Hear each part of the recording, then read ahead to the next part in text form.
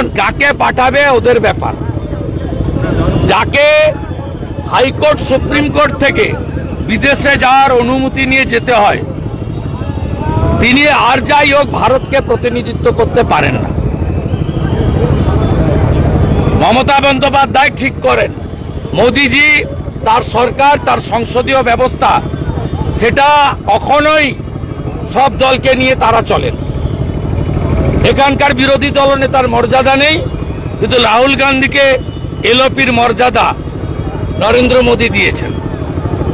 কংগ্রেসের যখন নাম্বার ছিল না, তখনও অধীর চৌধুরীকে তিনি এলওপির মর্যাদা দিয়েছেন। এটা হচ্ছে নরেন্দ্র মোদী। ডেমোক্রেসিতে তিনি সিস্টেম মেনটেন করেন, যেটা বাংলায় হয় না। তো বাঙালি হিসেবে আমরা লজ্জিত, এমন একজন ভারতকে রিপ্রেজেন্ট করতে যাচ্ছে, যাকে পাসপোর্ট ইডির কাছে জমা রাখতে হয়, কোর্ট থেকে অনুমতি নিয়ে বাইরে যেতে হয়।